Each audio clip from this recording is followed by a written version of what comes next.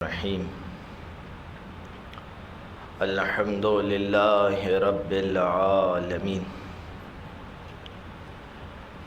الحمد للہ الذی اول بلا اول کان قبلا والآخر بالآخر یکون بعدا الذی قصرت عن رؤیتہ ابصار الناظرین وعجزت عن نعتہ اوہام الواصفین والصلاة والسلام والتحیۃ والاکرام علی اشرف الانبیاء والمرسلین سیدنا و نبینا و مولانا ابی القاسم محمد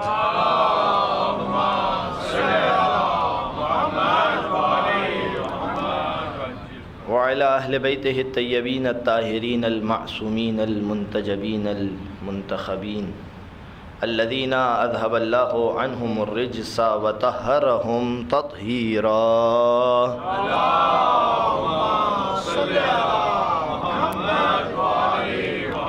واللعنۃ الدائمۃ الباقیۃ المستمرۃ علی اعدائہم اجمعین من یوم ظلمہم الی یوم الدین اما بعد فقد قال اللہ سبحانہ وتعالی فی محکم کتابہ المجید وفرقان الحمید وقولہ الحق وہو اصدق القائلین بسم اللہ الرحمن الرحیم ان اللہ اصطفیٰ آدم ونوحا وآل ابراہیم وآل عمران. ایک درود پڑھ دیجئے محمد وآل محمد پر. محمد. معزز سامعین، ویسے موضوع تو جو میں لے کر آپ لوگوں کی خدمت میں آیا تھا 9 محرم کو، وہ موضوع میں نے آپ کی خدمت میں مکمل کر دیا، جو نتائج تھے وہ پیش کر دیے. اور ایک طریقہ کار ہوتا ہے علماء کا، خصوصاً شیخ مرتضیٰ انصاری، ایک کتاب ہے رسائل کی جو حوزے میں پڑھائی جاتی ہے، تو وہ پہلے ایک چیپٹر کھولتے ہیں، اس کو عنوان دیتے ہیں. مثال کے طور پر اس کا نام رکھا انہوں نے اصالت براعت، مثال کے طور پر. اور پھر جب وہ اصالت براعت جو ہے وہ، اب یہ کیا ہے آپ اس کو چھوڑ دیجئے، میں اس پہ بات نہیں کرنا چاہ رہا.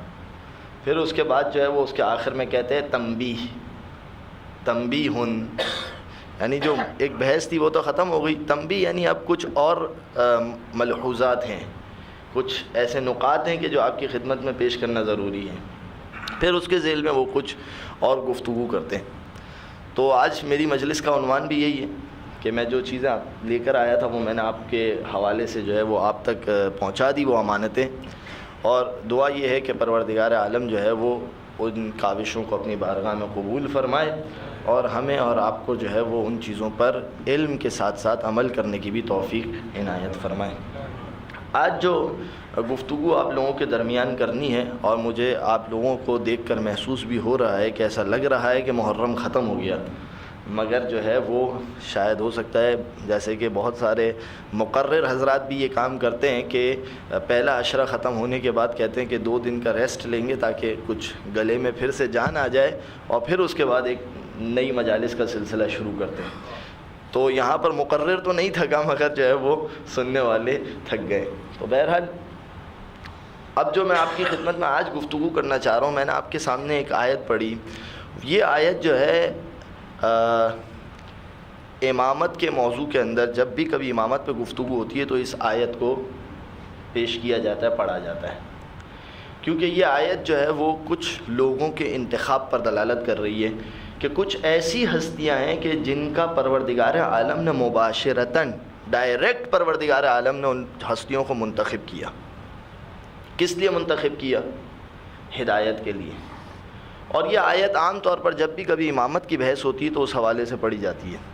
اور آیت کیا ہے؟ ان اللہ اصطفیٰ آدم، پروردگار عالم نے آدم کو چن لیا. اصطفیٰ یعنی چن لیا، اسی وجہ سے محمد مصطفیٰ کو مصطفیٰ کہا جاتا ہے. ایک درود پڑھ دیجئے محمد و آل محمد.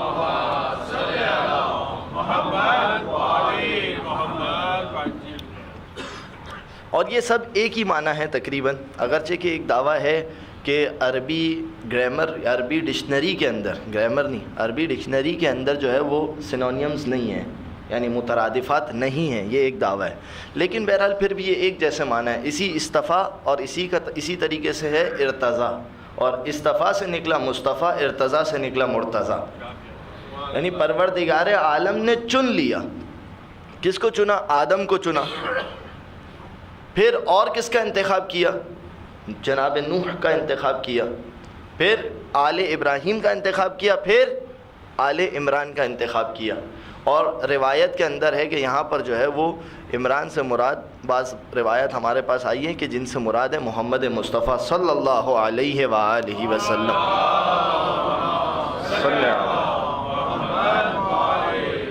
کا انتخاب کیا. ذریۃ بعضھا من بعض، ان میں سے بعض کی ذریت ہے. یعنی یہ ایک سلسلہ چلتا ہوا رہا ہے، ایک آدم سے لے کر ختمی مرتبہ تک، اور ختمی مرتبہ سے لے کر امام حجت تک ایک سلسلہ چلتا ہوا آ رہا ہے. ان میں سے بعض جو ہے وہ بعض کی ذریت ہے. تو کیوں یہ آیت پیش کی جاتی ہے؟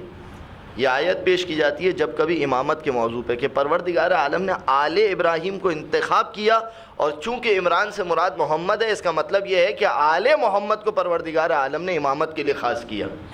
لہذا اب اگر کبھی محمد کے بعد، محمد مصطفیٰ ختمی مرتبت کے بعد اگر امام ڈھونڈا جائے گا تو ضروری ہے کہ وہ محمد کی آل میں سے ہو. یہ آیت عام طور پر موضوع امامت نہ پڑھی جائے، مگر میں نے یہ آیت آج آپ کے سامنے کیوں تلاوت فرمائی؟ آج آپ کے سامنے میں نے یہ آیت اس مقصد سے تلاوت کی کہ جب شہزادہ علی اکبر کو مولا حسین نے رن میں بھیجا، میدان جنگ میں بھیجا، تو ایک جملہ کہا، اور وہ جملہ مشہور و معروف ہے، آپ سنتے ہیں، مصائب کے اندر سنا جاتا ہے، مگر آج اس جملے سے شہزادہ علی اکبر کی اہمیت کو سمجھیے. اور وہ جملہ کہ اللہم اشہد علی ہؤلاء القوم، پروردگار تو اس قوم پر گواہ رہنا. قد برز الیہم غلام اشبہ الناس خلقا وخلقا ومنطقا بنبیک، کہ اب اس قوم کی طرف ایک ایسا غلام جا رہا ہے. برزا یعنی خرجا، جا رہا ہے ان کی طرف. برز الیہم غلام، اب خود شہزادہ علی اکبر کے لیے غلام کا لفظ استعمال کیا، اور غلام جو ہے وہ عام طور پر عربی لغت کے اعتبار سے 20 سال سے کم عمر کے لیے استعمال ہوتا ہے، یعنی نوجوان، شباب. برز الیہم غلام، اور وہ غلام کی صفت کیا ہے؟ اشبہ الناس خلقا وخلقا ومنطقا بنبیک، کہ وہ سب سے زیادہ، اشبہ سپرلیٹو ڈگری، اشبہ الناس سب سے زیادہ شباہت رکھتا ہے. اچھا، شباہت کس چیز کے اندر ہے؟ ہم کہتے ہیں نا یہ بچہ اپنے باپ سے شکل و صورت کے اندر شباہت رکھتا ہے. اب دیکھیے یہاں پر ایک موضوع نکل سکتا ہے کہ شباہت کی اہمیت کیا ہے. شباہت کی اہمیت یہ ہے کہ مولا نے اپنے دور کے اندر جب بہت سارے مقامات کے اوپر اپنے گورنر بھیجے، تو نہج البلاغہ کے مکتوب پڑھیں آپ تو آپ کو پتہ چل جائے گا مولا نے کس کس کو گورنر بنا کر بھیجا. مکتوبات جتنے بھی ہیں نہج البلاغہ کے اندر، نہج البلاغہ 3 حصوں پر ہیں، یقیناً آپ تمام لوگوں کو معلوم ہوگا، بس تذکراً صرف ذکر کر رہا ہوں. پہلا پورشن وہ ہے کہ جس کے اندر مولا کے خطبات ہیں. دوسرا پورشن وہ ہے کہ جس کے اندر مولا کے مکتوبات ہیں، یعنی لیٹرز ہیں جو مولا نے، اس میں سے زیادہ تر لیٹرز وہ ہیں کہ جو مولا نے اپنے دور کے اندر اپنے والیوں کے نام بھیجے، یعنی جس کو مولا گورنر بناتے تھے. اور یہ لیٹرز اتنی زیادہ اہمیت کے حامل ہیں کہ اس میں مولا سکھا رہے ہیں کہ دیکھو حکومت کیسے کرنی چاہیے. سلیقہ حکومت علی ابن ابی طالب سکھا رہے ہیں. اور واقعاً یہ خود ایک موضوع گفتگو ہے کہ انسان اس کے اوپر ایک مکمل اشرہ پڑھے کہ مولا نے جو ہے وہ حکومت کے لیے کیا کیا چیزیں بیان کی گئی ہے. اور یقیناً یہ ایک منبر امام حسین کی خدمت میں ایک نرالا کام بھی ہوگا. یقیناً بہت سارے کام ہوئے مگر خصوصاً اس کے اوپر گفتگو کی جانی چاہیے. تو اس کو کہتے ہیں لیٹرز. تیسرا حصہ جو ہے وہ مولا کا جو ہے وہ کلمات کثار، جو کلمات حکمت کہلائے جاتے ہیں، چھوٹے چھوٹے سے کلمات ہیں جس میں سے کچھ مثالیں میں نے 7ویں یا 8ویں محرم کی مجلس میں آپ کے سامنے پیش بھی کی تھی، جس میں سے میں نے کہا تھا وہ 5 والا کہ مولا کہتے ہیں کہ یہ 5 چیزیں ایسی ہے کہ اگر اس کے لیے اونٹوں پر سفر بھی کرنا پڑے تو ضروری ہے کہ سفر کرے، اور وہ 5 چیزیں آپ کے سامنے بیان کی تھی. تو اس میں ایک خط مولا نے لکھا ہے حارث ابن جارود، ابھی جو میرے ذہن میں اس وقت نام ہے حارث ابن جارود کے نام پر. تو مولا نے اس کو والی بنایا تھا، اور جب اس کو والی بنایا اور اس نے کچھ ایسے کام کیے کہ اس نے اپنے کاندھوں کی طرف دیکھنا شروع کر دیا. کنایا ہے یہ، یعنی اس نے حکومت کے سارے نظام کے اندر اپنے آپ کی طرف دیکھنا شروع کر دیا، اور وہی رشتہ داری جو ہے وہ اس کے اوپر غالب آ گئی. تو وہاں پر مولا نے اسے ایک خط لکھا، اور اس خط کے اندر لکھا کہ میں نے تمہیں والی بنایا تھا تمہارے باپ کی صفات کو دیکھ کر، کیونکہ بیٹے کے اندر باپ کی سیرت آنی چاہیے. یہی وجہ ہے کہ ہمارے یہاں پر تربیت اولاد کو ایک خاص اہمیت دی گئی ہے، اور ائمہ نے اس کے لیے قواعد بیان کیے. اور خود اس کی ابتدا کہاں سے؟ اس کی ابتدا قرآن کی اس آیت سے. تربیت اولاد کے موضوع کی ابتدا کہاں سے؟ قُوْ أَنفُسَكُمْ وَأَهْلِيكُمْ نَارًا، اپنے آپ کو بچاؤ، ذمہ داری پوری نہیں ہوئی. وَأَهْلِيكُمْ نَارًا، اپنے اہل و عیال کو بھی جہنم سے بچاؤ. یہ تربیت اولاد کے موضوع کی ابتدا ہے، خود قرآن سے یہ تربیت اولاد کے موضوع کی ابتدا ہے. تو مولا نے وہاں پر ایک صفت پیش کی، اور اس کے اندر کیا کہا اس سے کہ میں نے تمہیں تمہارے باپ کی صفات کو دیکھ کر والی بنایا تھا. اب یہاں پر پورا ایک باب کھل سکتا ہے، میں صرف ایک سوال کھول رہا ہوں اور پھر سوال کھول کر بند کر دوں گا، جواب میں نہیں جاؤں گا. اور یہ میری مجلس کا ایک طریقہ کار بھی ہے تاکہ ذہن بیدار ہو. اور اس کا ایک فائدہ یہ بھی ہوتا ہے، مجھ سے ایک دوست میرا کہتا ہے آپ اپنے اگلے عشرے کو پکا کر رہے ہوتے ہیں. تو بہرحال آپ جو بھی سمجھیں، اگلے عشرے کو پکا کرنا سمجھیں یا جو ہے وہ آپ کچھ بھی سمجھیں، بہرحال سوال تاکہ آپ کے ذہن میں آ جائے. ایک درود پڑھ دیجئے محمد وآل محمد.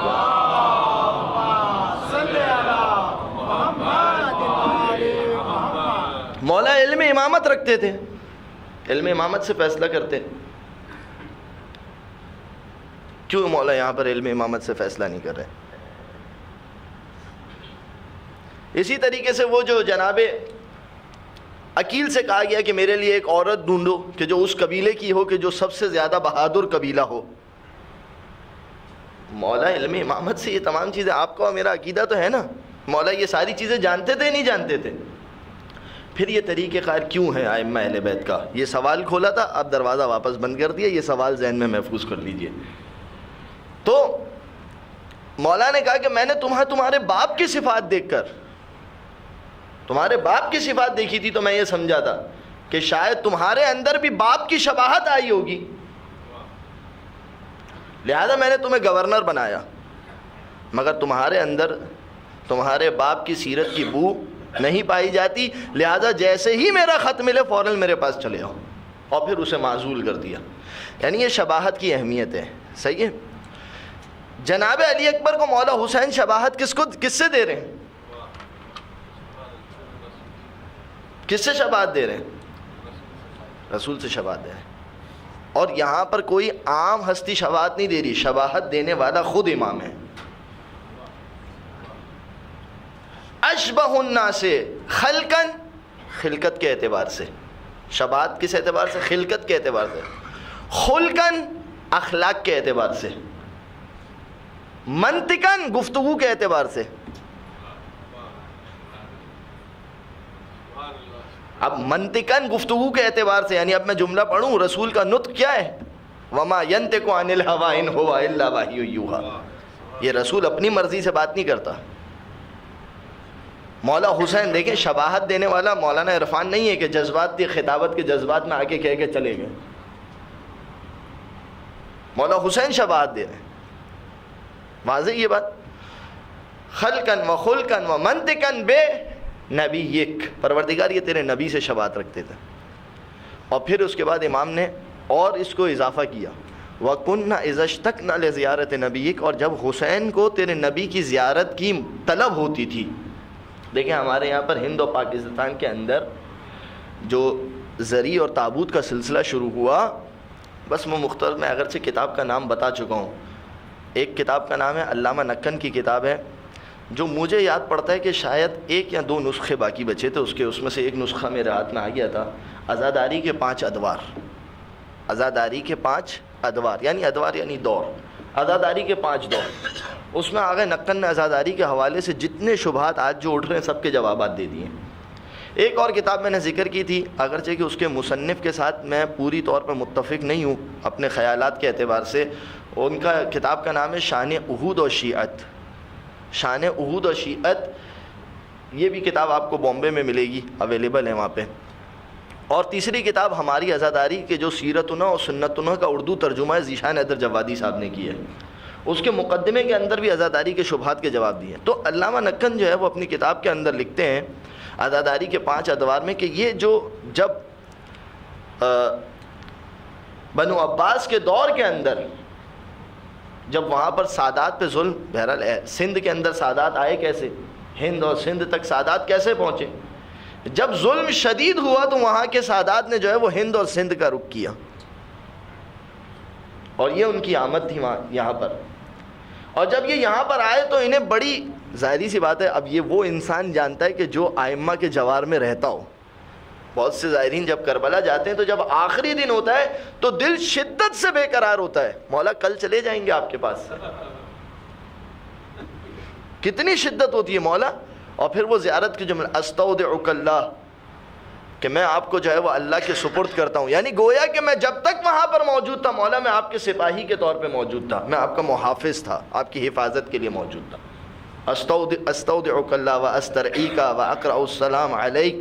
یہاں پر بھی ایک شبہ ہے، بعض دوستوں نے، بعض نہیں بلکہ کئی ایک نے پوچھا مولانا صاحب میں تو ودا کرتا ہی نہیں ہوں، امام کو کیا ودا کرنا. میں کہتا ہوں بھائی ایک مرتبہ پڑھ لیا کرو، نام پہ نہ جائیں، اپنی عقل لگائیں. آپ صرف ودا کو اردو ترجمہ مت سمجھا کریں نا. اردو کے اندر ودا کہتے ہیں خدا حافظ کہتے ہیں نا، tata bye bye see you tomorrow, Urdu کے اندر یہی ہے ودا. لیکن عربی کے اندر ودا کا مطلب یہ نہیں ہے.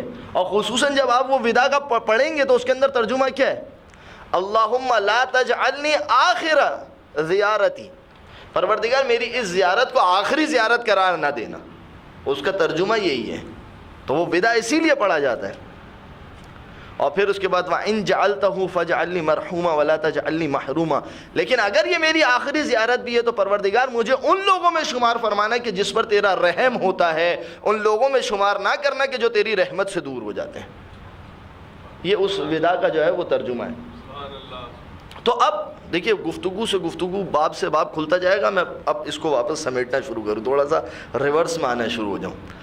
تو اب یہاں پر کیا کہہ رہے ہیں آقا نکن فرماتے ہیں جب یہ یہاں پر آئے تو انہیں شدت سے طلب ہوتی تھی کہ کہاں وہ ان ذریوں کے پاس، ان ہستیوں کے پاس رہا کرتے تھے. تو اس کی شبیہ کے طور پر جو ہے وہ انہوں نے تابوت اور ذری بنائی، اس کی شبیہ کے طور پر، تاکہ ہم اس کو دیکھ کر اس چیز کو یاد کریں. یہاں سے جو ہے وہ تابوت اور ذری کی جو ہے وہ ابتدا ہوئی. اچھا اب ہمارے یہاں پر بھی تابوت کس کو کہتے ہیں؟ تابوت اس کو کہتے ہیں اب ہمارے اعتبار سے جو ہے وہ تعزیہ.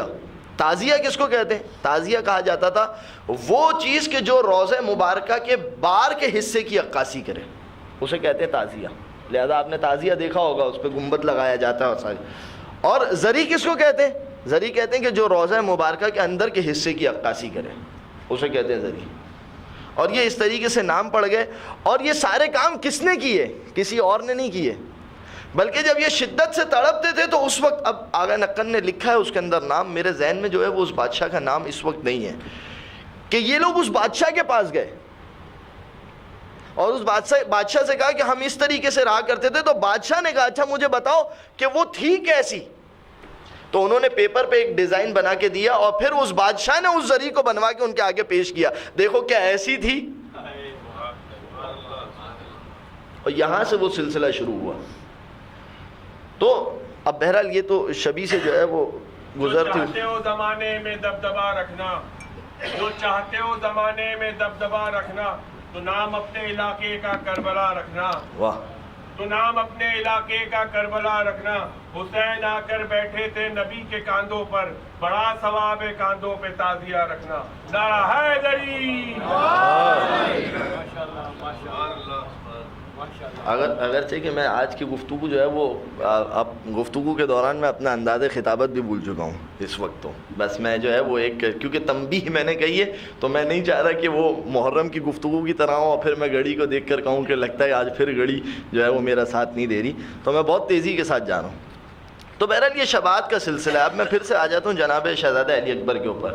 رسول شبیہ دے رہے ہیں اور کس مولا حسین شباہت دے رہے ہیں. کس سے شباہت دے رہے ہیں؟ رسول سے. اور پھر کیا کہنا ہے؟ کن اذا اشتقنا لزیارت نبیک، جب ہمیں تیرے نبی کی زیارت کی طلب ہوتی تھی، نظرنا الی وجہہ، تو ہم علی اکبر کے چہرے کی طرف نگاہ کرتے تھے. یعنی اس کا مطلب کیا؟ امام نے شباہت کو اور پکا کر دیا، ایک اور مہر لگا دی. یہی وجہ ہے کہ شاعر نے شعر لکھا تھا کہ انہوں نے پھر بھی محمد سمجھ کے مارا اسے، اگرچہ ان کو پتا تھا پسر حسین کا ہے. یعنی جب شہزادہ علی اکبر میدان میں آ گئے، اس کا مطلب کیا ہے؟ محمد مصطفیٰ میدان میں آ گئے، حجتیں تمام ہو گئی، ختم. اب یہاں تک تو یہ سلسلہ پڑھا جاتا ہے. اس کے بعد جب امام نے یہ جملہ پڑھا، پھر اس کے بعد امام نے ایک آیت پڑھی، اور وہ یہ آیت پڑھی، ان اللہ اصطفى آدم و نوحا و آل ابراہیم و آل عمران ذریۃ بعضها من بعض، کہ پروردگار عالم نے آل آدم کو چن لیا، نوح کو چن لیا، آل ابراہیم کو چن لیا، آل عمران کو چن لیا. یہاں سے ایک گفتگو کا دروازہ کھلا کہ اس کا مطلب یہ ہے کہ صرف امامت کو ثابت کرنے کے لیے یہ آیت نہیں ہے. اس کو اب شریعت کی اصطلاح میں کیا کہتے ہیں؟ اب یہ دیکھیں، بہت باریک لائن ہے، بہت باریک لائن ہے. اس کو شریعت کی اصطلاح میں کیا کہتے ہیں؟ اب آپ اگر علماء کی کتابوں کے اندر اس کی اصطلاح کو ڈھونڈنا چاہیں گے تو دو اصطلاح ملے گی آپ کو. ایک ملے گی عصمت اکتسابی. عصمت اکتسابی یعنی عصمت کسبیہ کون سی ہے؟ یعنی عصمت لدنی کون سی ہے؟ وہ کہ جو پروردگار عالم نے 14 ہستیوں کو عطا کی ہے. وہ کہ جو پروردگار عالم نے 14 ہستیوں کو، انبیاء کو اور محمد مصطفیٰ اور باقی 13 ہستیوں کو جو عطا کی ہے. اب میں اس لیے آپ کو یہ بتا رہا ہوں کہ اگر کوئی سرچ کرنا چاہے، عربی پڑھنا جانتا ہو، تو وہ علماء کی کتاب میں دیکھ سکتا ہے جا کے. یہ بحث علماء نے کی ہے، میں خالی فرد واحد نہیں ہوں اس بحث کو پیش کرنے میں. اس کو کہتے ہیں عصمت اکتسابی. اور دوسرا نام جو ہے اسی گفتگو کا وہ ہے استفائیہ ثانیہ، یعنی استفائے اولیہ کے پروردگار عالم نے ڈائریکٹ جو ائمہ کا انتخاب کیا، اور استفائے ثانیہ یعنی ہر امام نے اپنے لیے کچھ خاص لوگوں کا انتخاب کیا. یہ ہے استفائے ثانیہ. جیسے کہ استفائے ثانیہ کے اندر رسول اللہ کی نسبت جناب سلمان شامل ہے، یعنی کچھ خاص لوگوں کا انتخاب کیا گیا. اب اس کی گفتگو دیکھیں دو الگ انداز سے.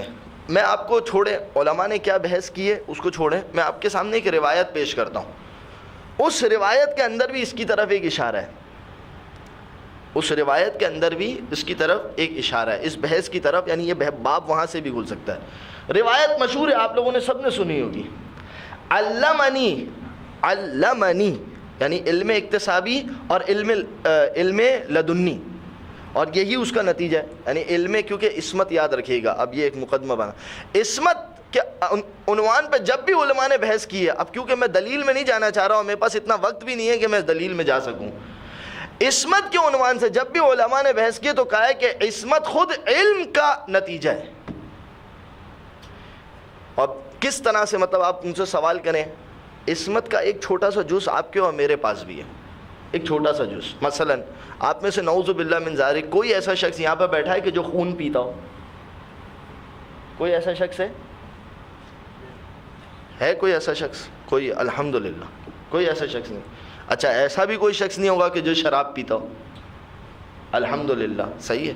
اور اگر پیتا بھی ہوگا تو آل محمد کے برکت سے انشاءاللہ جب فرش عزا پر آ گیا ہے تو جانے کے بعد پھر یہ جسارت نہیں ہوگی. تو کوئی ایسا شخص نہیں ہوگا. اچھا کیوں نہیں پیتے؟ میں آپ سے سوال کروں، کیوں نہیں پیتے؟ بھائی ہے تو حرام ہے، آسن تو آپ کے پاس کیونکہ علم ہے اس کے حرام ہونے کا اور آپ اس کے اثرات سے واقف ہیں، یعنی علم نے آپ کو اس گناہ سے بچایا. صحیح ہے. تو اس حد تک علم، یہ اور بات ہے کہ کوئی انسان اپنے علم پر عمل نہ کرے. یہی وجہ ہے کہ علم کے ساتھ جب بھی آل محمد نے گفتگو کی، عمل کی بات کی، تو جن کے آگے سارے آسمان آشکار ہو، ہر چیز کی حقیقت واضح ہو. واضح؟ یہاں تک گفتگو واضح. اب خدا نہ کرے کہ گفتگو بہت زیادہ مشکل ہو جائے، بس میں جو کوشش کر رہا ہوں اس کو آسان کروں. لہذا علم سبب ہے عصمت کا، اور یہی وجہ ہے کہ جب علم سبب ہے عصمت کا تو پھر اب یہاں پر آ کے کوئی اعتراض نہیں کر سکتا کہ پروردگار عالم نے عصمت دے دی مطلب ہاتھ باندھ دی ہے، ایسا نہیں ہے. لہذا یہاں پر یہ اعتراض دور ہو جاتا ہے. کیسے دور ہو جاتا ہے؟ وضاحت کا میرے پاس وقت نہیں ہے. میں نے آپ کو بتا دیا بقول کسی کے کہ میں اپنا دوسرا عشرہ پکا کر رہا ہوں. میرے دوست مجھے یہ کہتے ہیں، میں آپ کو پہلے ہی بتا چکا ہوں. تو بہرحال اب جو ہے وہ واضح، یہ ساری صورتحال جو ہے وہ آپ کے سامنے واضح. اب حدیث جو میں آپ کے سامنے پڑھ رہا تھا، علمنی رسول اللہ الف بابن، مولا امیر فرما رہے ہیں کہ مجھے اللہ کے رسول نے 1000 باب تعلیم کیے. یعنی میں نے رسول اللہ سے 1000 باب حاصل کیے. یہ کیا ہے؟ علم اکتسابی. یہ کیا ہے؟ علم اکتسابی، یعنی میں نے کھینچے، میں نے لیے رسول اللہ سے، رسول اللہ نے مجھے دیے. مگر دوسرا جملہ مولا کیا فرما رہے ہیں؟ کہہ رہے فَيُفْتَحُ لِي مِن كُلِّ بَابٍ أَلْفَ باب، اور پھر میرے لیے ہر دروازے سے، ہر باب سے 1000 باب کھولے گئے. یعنی اب کیوں کھولے گئے؟ تو رسول اللہ سے اوپر، بھائی کھولنے والا رسول اللہ سے بھی اوپر کی کوئی شخصیت ہوگی. کیونکہ روایت، میں آپ سے یہ کہوں کہ مجھے میرے باس نے، کمپنی میں ہم سب فرض کر لیجئے ایک کمپنی ہے، میں کہوں کہ مجھے میرے باس نے 1000 روپے دیے اور پھر ہر 1000 روپے کے عوض مجھے جو ہے وہ 1000 روپے اور دیے گا. آپ کہیں گے بھائی باس کا تو ذکر آپ نے کر دیا، اس کا مطلب اب کوئی باس سے بھی اوپر کی چیز ہے. تو رسول اللہ کا تو ذکر روایت کے اندر آ گیا. علمنی رسول اللہ الف بابن، مجھے رسول اللہ نے 1000 باب تعلیم کیے.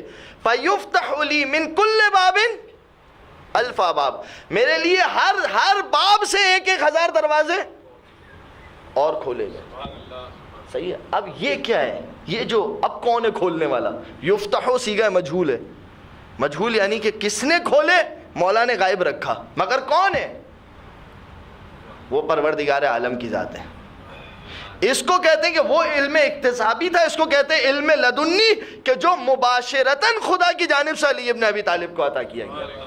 پر محمد و آل محمد صلوات.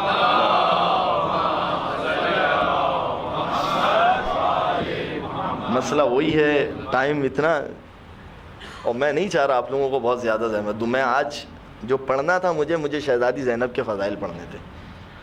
دیکھیں اب کل ایک دن میرے پاس باقی ہے، کہاں تک گفتگو جاتی ہے. مگر یہ مقدمہ سمجھانا آپ کو ضروری تھا، اور یہ اس مقدمے کے بغیر آپ کو مزہ بھی نہیں آتا جو فضائل میں آج پڑھنے والا تھا. اور اچھی بات ہے بہت ساری عربی کی عبارتیں مجھے یاد نہیں ہوئی تھی تو میں لکھ کر آیا تھا، کل یاد کر کے آ جاؤں گا، تو یہ ایک میرے لیے اچھا بھی ہو جائے گا. تو بہرحال اب گفتگو آپ کے سامنے واضح ہے. تو یہ علم کے 2 طریقے ہیں. اچھا اب آپ کوئی مجھ سے سوال کریں مولانا علم لدنی مشہور و معروف رسول اللہ کی حدیث ہے. دیکھیں ہر حدیث کے پیچھے ایک حدیث ہے، ہر سلسلے کے پیچھے ایک سلسلہ ہے. اب میں کیا کروں، میری مجبوری ہے کہ میں اگر سلسلے کو چھوڑتا ہوں تو بات واضح نہیں ہوتی، نہیں چھوڑتا ہوں تو وقت جو ہے وہ وفا نہیں کرتا، اور وقت نے کسی کے ساتھ وفا بھی نہیں کی. تو یہ یاد رکھیے گا کہ یہ وقت، اس سے پہلے کہ انسان کے لیے جو ہے وہ حضرت اسرائیل اپنا وقت لے کر آ جائے، انسان کو چاہیے کہ اس سے پہلے جو ہے وہ کچھ عمل کر لے، تاکہ جو ہے وہ اس وقت کچھ مہلت نہیں دی جائے گی.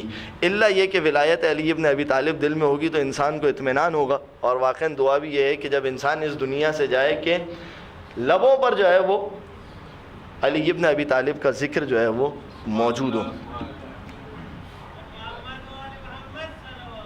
اللہم صلی علی محمد. اچھا اب اس کے پیچھے ایک سلسلہ ہے. وہ کیا سلسلہ ہے اس کے پیچھے؟ اس کے پیچھے سلسلہ یہ کہ آپ نے مشہور و معروف حدیث ہے، آپ نے سنا ہوگا پروردگار عالم نے 5 خصوصیات علی کو دی. 5 خصوصیات. اچھا اب ایک چیز یاد رکھیں، خصوصیت اور فضیلت میں ایک فرق ہے. یہ ہم عام طور پر جو ہے وہ اس کو ملا دیتے ہیں. خصوصیت کا مطلب ہی یہی ہے کہ میرے علاوہ کسی اور کے پاس نہیں ہو. خصوصیت کہتی، خصوصیت مطلب خاص، خاص سے نکلا ہے خصوصیت، اور اسی خصوصیت کی جمع خصائص. تو جب آپ کو کوئی کتاب نظر آئے خصائص حسینیہ، اس کا مطلب یہ کہ اس کے اندر ایسی باتیں بیان کی گئی ہے کہ جو صرف امام حسین کے پاس ہے، کسی کے پاس یہ خصوصیت۔ اچھا فضیلت کیا ہے؟ مثلا اس وقت میری خصوصیت کیا ہے کہ میں ممبر پہ بیٹھا ہوں، یہ میری خصوصیت ہے کیونکہ میں اس وقت منفرد ہوں جو ممبر پہ بیٹھا ہوں، آپ میں سے کوئی ممبر پہ نہیں بیٹھا۔ لیکن میں یہ نہیں کہہ سکتا ہوں آپ کی خصوصیت یہ کہ آپ فرش عزا پہ بیٹھے ہیں، ہاں یہ کہہ سکتا ہوں آپ کی فضیلت یہ ہے کہ آپ فرش عزا پہ بیٹھے ہوئے، کیونکہ فضیلت میں ہر بندہ شامل ہوتا ہے۔ مثلا فضیلت کیا ہے؟ کرم کرنا، سخاوت کرنا، یہ فضیلت ہے۔ اب فضیلت کے اندر ممکن ہے ہم سب کے سب شامل ہوں، اس کو کہتے ہیں فضیلت۔ تو رسول اللہ نے کیا کہا؟ 5 ایسی خصوصیات ہیں جو پروردگار عالم نے علی کو دی، یعنی میرے پاس بھی نہیں ہے، اور 5 ایسی خصوصیات ہیں کہ جو پروردگار عالم نے مجھے دی، یعنی علی کے پاس بھی نہیں ہے۔ اور پھر رسول اللہ نے گنوایا اس کے اندر، اب میں گنوانا نہیں چاہ رہا، اس میں ایک یہ تھی کہ مجھے جو ہے وہ کوثر عطا کی تو علی کو سلسبیل عطا کی، مجھے جو ہے وہ قرآن عطا کیا تو علی کو جوامع قلم عطا کیا۔ اب کیا ہے جوامع قلم؟ چھوڑ دیجئے اسے، ایک طرف رکھ دیجئے۔ اسی میں رسول اللہ نے ایک چیز کہی تھی کہ مجھے وحی عطا کی، علی کو الہام عطا کیا۔ اب یہاں سے ایک اور سوال کا دروازہ کھلتا ہے، وہ یہ کہ وحی کس کو کہتے ہیں، الہام کس کو کہتے ہیں، اور اس کے درمیان فرق کیا ہے؟ سوال رکھ لیجئے، دروازہ بند کر دیجئے، صحیح ہے؟ تو اب یہ تمام چیزیں اس سلسلے کے ساتھ ہیں۔ اسی طریقے سے بعض ایسی ہستیاں ہیں کہ جنہوں نے آل محمد سے اس طریقے سے علم حاصل کیا کہ وہ عصمت کا پیکر بن گئے، اس طریقے سے علم حاصل کیا اور اسے اس طریقے سے اپنے عمل میں ڈالا کہ وہ خود بھی عصمت کا پیکر بن گئے۔ ان ہستیوں کے اندر ایک ہستی ہے شہزادہ علی اکبر۔ اب آپ کو امام کی آیت سمجھ میں آئے گی کہ امام نے ایک جملہ تو کہہ دیا، اور وہ کیا کہا؟ اشبہ الناس خلقا و خلقا و منطقا بے نبی۔ اس کے بعد شہزادہ علی اکبر کو اس آیت کا فرد بھی بنا دیا، ان اللہ اصطفیٰ آدم و نوحا و آل ابراہیم و آل عمران، یعنی آل عمران کا ایک فرد شہزادہ علی اکبر کو بھی بنا دیا۔ اب یہ ایسا ایک باب ہے کہ جس کے اندر مجھے بہت احتیاط کے ساتھ بولنا ہے۔ میں خود اپنی ذات کے اندر فیصلہ نہیں کر پایا ہوں، اگرچہ کہ وہ عصمت 14 ہستیوں کے پاس ہے۔ زیارت رجبیہ امام، اور میں پہلے ہی کہہ چکا ہوں، میں روایت آپ کے سامنے پڑھ چکا ہوں، مولا نے 5 خصوصیت بتائی تھی، اس میں سے ایک خصوصیت 5 چیزیں بتائی تھی، اس میں سے ایک یہ تھا کہ جب تمہیں کوئی چیز نہیں آتی ہو تو لا اعلم کہنے سے مت شرماؤ۔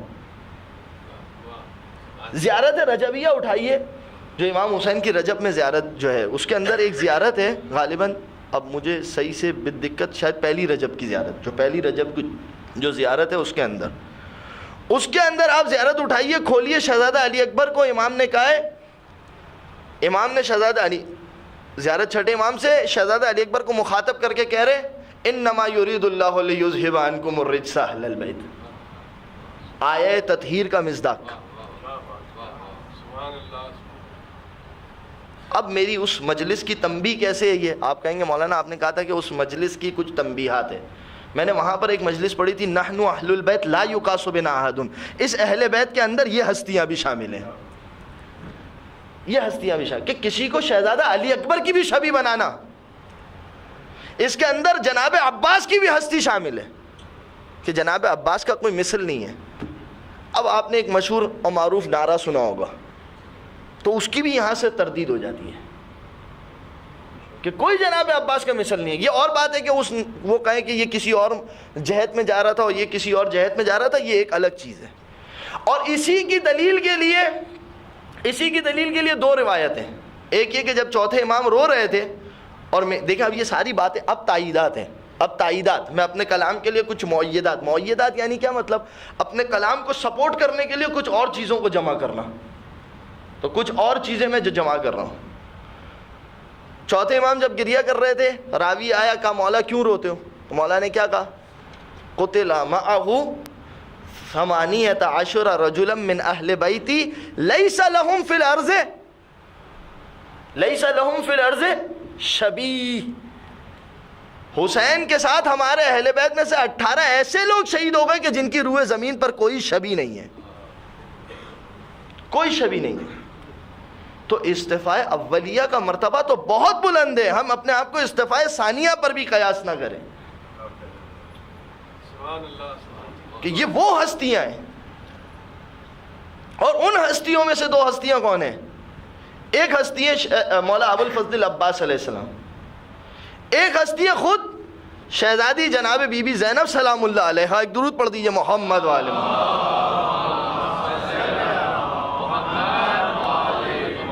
جس کی کوئی مثال نہیں وہ مثال ہے، جس کی کوئی مثال نہیں وہ مثال ہے. لیلا کے لخت دل میں نبی کا جمال ہے، لیلا کے لخت دل میں نبی کا جمال ہے. کرب و بلا تو ہو گئی 1400 سال کی، اکبر کی عمر آج بھی 18 سال ہے. لا حیدری ماشاءاللہ. تو یہ وہ ہستیاں ہیں. اب میں خالی شہزادی کا ایک جملہ آپ کی خدمت میں پیش کرتا ہوں جو شہزادی نے 11 محرم کو کہا تھا. آج 11 محرم ہے نا. شہزادی نے آج صبح 61 ہجری میں وہ جملہ کہا تھا، اور اس کا اثر دیکھیے کہ پروردگار عالم نے اس جملے کی کیسی حفاظت کی ہے. بس صرف ایک جملہ آج، اور پھر میں منزل مصائب پر آ جاؤں. جب وہ منظر شہزادی نے دیکھا کہ جب سید سجاد لاشوں کو دیکھ رہے ہیں، اور لاشوں کو دیکھنے کے بعد کیفیت سید سجاد کا کیا عالم ہوگا یہ خود شہزادی زینب بھی سمجھا سکتی ہیں اور وہی بتا سکتی ہیں، یا میرے زمانے کے امام جانتے ہیں. تو سید سجاد ایک غم میں، شدت کے ساتھ غم میں مبتلا ہے. اس کے اندر وہ پورے بی بی نے کیا جملے کہے اور کس طریقے سے سید سجاد کو تسلی دی، کل کی مجلس میں انشاءاللہ. آج اس کا صرف ایک آخری ٹکڑا. شہزادی نے وہاں پر کیا جملہ کہا سید سجاد کو مخاطب کر کے؟ فرماتی ہیں لا یجہدن ائمۃ الکفر واشیاء الضلالہ فی محوہ. پہلے تسلی دی، اور تسلی دینے کے بعد آخری میں یہ جملہ کہا لیجہدن، یقیناً کوشش کریں گے. کون کوشش کریں گے؟ ائمۃ الکفر، لیجہدن ائمۃ الکفر واشیاء الضلالہ. وہ کہ جو کفر کے ائمہ ہیں، یعنی وہ جو ائمہ کفر ہیں، ضلالت کے ائمہ ہیں، وہ اور ضلالت کی پیروی کرنے والے کوشش کریں گے. کیا کوشش کریں گے؟ فی محوہ، کہ حسین کے ذکر کو مٹا دیں. لیکن شہزادی نے آگے ایک جملہ کیا، فلا یزداد الا ظہورا وامرہ الا علوا. لیکن یہ جتنی کوشش کریں گے، فلا یزداد، ان کی یہ کوشش زیادہ نہیں کرے گی. عجیب جملہ ہے، عجیب جملہ ہے، اسے حفظ کیجئے. فلا یزداد الا ظہورا، ان کی یہ کوشش، یہ جتنی مٹانے کی کوشش کریں گے، غم حسین اتنا ظاہر ہوتا چلا جائے گا. عجیب جملہ ہے یہ شہزادی کا، اس کو حفظ کیجئے اپنے پاس. فلا یزداد الا ظہورا وامرہ الا علوا. اور یہ بہت کوشش کریں گے، مٹائیں گے اس کو، پس سے پست کریں، مگر پروردگار عالم اسے اتنا ہی بلند کر دے گا. نکلی تھی زینب ام کلثوم بعد شہ کرب و بلا، نکلی تھی زینب ام کلثوم بعد شہ کرب و بلا، خیمہ عیسیٰ سے دی کو بچانے کے لیے. بتا رہی ہیں شام میں کلثوم کی خاموشیاں، ایک بہن کافی ہے ظالم کو مٹانے کے لیے. حیدری. یہ مقام و منزل، یعنی ایک جملے کی، میں کہتا ہوں آج تک ہمارے ممبر پہ ایک فضائل پڑھے جاتے ہیں. جناب عبد المطلب نے 5 یا 7 چیزیں تھیں کہ جو رائج کی تھیں، اور پروردگار عالم نے اسلام کے بعد انہیں جاری رکھا. خانہ کعبہ کے 7 طواف، یعنی 7 چکر، طواف میں 7 چکر رکھے تھے. تو پروردگار عالم نے اسلام لانے کے بعد اسے ویسے ہی جاری رکھا. یہ کیا ہے؟ یہ استفاء ثانیہ کی منزلت ہے.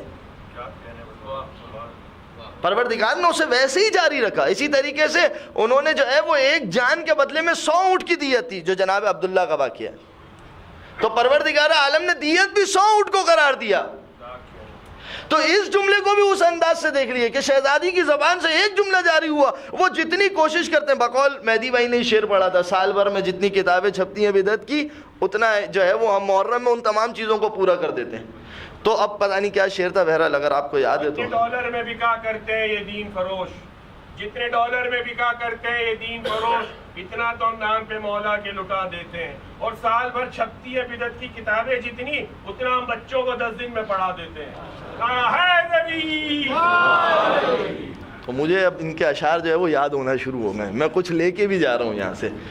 تو اب آپ ذرا اس پہ توجہ فرمائیں علیہ السلام، آپ اس پہ توجہ فرمائیں کہ کس طریقے سے پروردگار عالم نے اس جملے کی حفاظت کی ہے شہزادی کی.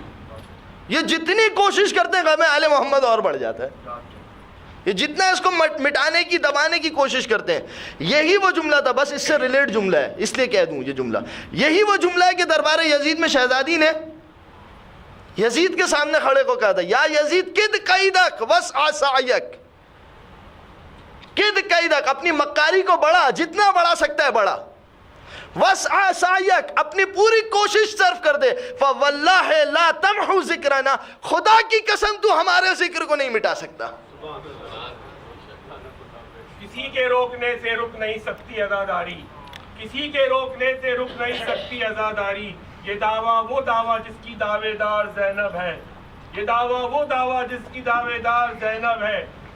اور کہا یہ عاشور، اور کہا یہ ڈھلتے ڈھلتے عاشور کے سورج نے، اور کہا ڈھلتے ڈھلتے عاشوروں سے عاشورہ کے سورج نے، شہیدو چین سے سوتے رہو کہ بیدار ہے زینب.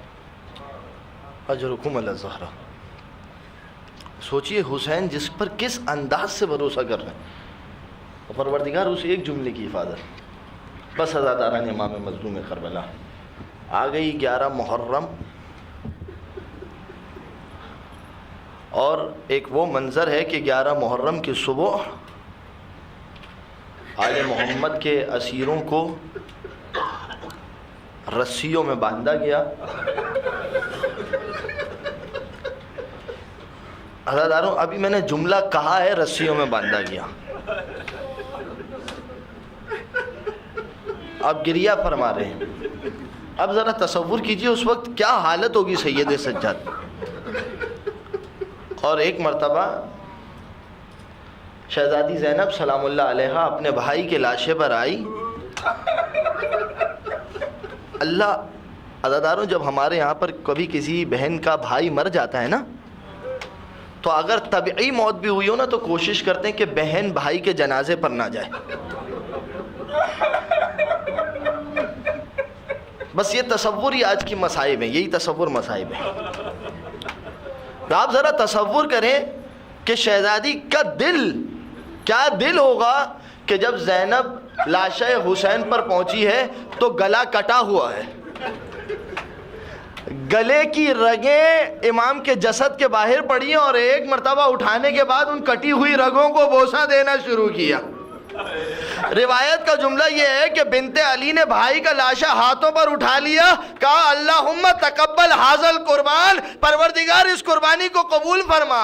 اور ایک جملہ مدینے کی جانب رخ کر کے کہا یا رسول اللہ حاضل حسین مرمل بالدماء، حاضل حسین مقطوع الجفا. اے رسول اللہ یہ آپ کا حسین ہے، خون میں ڈوبا ہوا ہے، یہ آپ کا حسین ہے، رگے گردن کٹی ہے. میں کہوں گا شاید بی بی یہ بتانا چاہ رہی ہوں گی رسول اللہ جب آپ گلے کے بوسے لیا کرتے تھے تب حسین کی رگیں حسین کے سر کے ساتھ جڑی ہوئی ہوتی تھی، مگر میری غریبی دیکھیے جب میں اپنے غریب بھائی کے بوسے لے رہی ہوں رگیں کٹی ہوئی ہیں، ارے بھائی کے جسم سے خون جاری ہے. ہائے زینب کی غربت، سفر کوفہ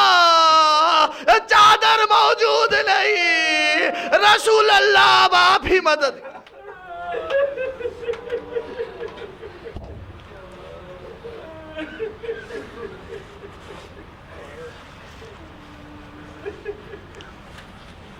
الا لعنت اللہ علی القوم الظالمین وسيعلم الذین ظلموا ایام منقلب ینقلبون. پروردگار اس عبادت کو اپنی بارگاہ میں قبول فرما. خدایا جتنے بھی مومنین جو یہاں پر بیٹھے ہوئے، خدایا جو حاجت لے کر آئیں، کوئی کسی مشکل میں گرفتار ہے، اپنے کسی کام کو چھوڑ کر تیرے محبوب حسین کے غم میں گریہ کرنے کے لیے آئے۔ پروردگار ہر مومن کی دلی، ہر مومن و مومنہ کی دلی حاجت کو اپنی بارگاہ میں قبول فرما۔ پروردگار دین مبین اسلام کو استحکام عنایت فرما۔ پروردگار وارث دین امام زمانہ کے ظہور میں تعجیل فرما، ہمیں ان کی فوج، ان کے اعوان و انصار میں شمار فرما۔ ایک مومن پریشان حال ہے، اس کے لیے دعا کی گزارش ہے۔ اما یجیب المضطر اذا دعاہ ویکشف السوء، پروردگار تجھے واسطہ اس مومن کی مشکل آسان فرما۔ سورہ فاتحہ کی التماس ہے مرحوم مولانا سید ہاشم رضا جعفری، مرحوم مولانا ابن حسن نجفی، مرحوم استاد سید سبت جعفر، مرحوم عباس چچا، مرحوم لال تراب شاہ، مرحومہ نورین زینب، اپنے اپنے مرحومین کو خصوصاً فرش عزائے حسین پر بیٹھ کر جتنے بھی مرحومین ہیں اس طرح سے نیت کیا کریں جب فاتحہ بھیجا کریں، آدم سے لے کر خاتم تک، خاتم سے لے کر آج تک جو بھی ولایت ہے علی پر اس دنیا سے کیا ہے، ان تمام کے لیے ایک مرتبہ سورہ فاتحہ، 3 مرتبہ سورہ اخلاص۔ بسم اللہ الرحمن الرحیم، الحمدللہ رب العالمین، الرحمن الرحیم، مالک یوم الدین، ایاک نعبد و ایاک نستعین، اهدنا الصراط المستقیم، صراط الذین انعمت علیہم غیر المغضوب علیہم ولا الضالین۔